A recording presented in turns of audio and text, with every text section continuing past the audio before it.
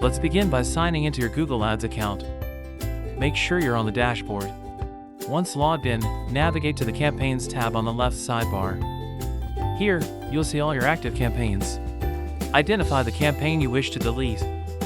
Take a moment to double-check before proceeding. Next, click on the campaign. This will open its detailed view.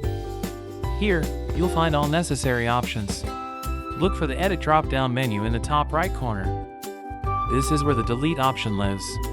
Select Delete from the drop-down. A confirmation pop-up will appear to finalize your action. In the pop-up, click OK to proceed with the deletion. Your campaign will be removed. You'll receive a confirmation message indicating that your campaign has been successfully deleted. And that's it. Your Google Ads campaign is officially deleted. You're all set for new campaigns. Remember to regularly manage your campaigns for optimal performance.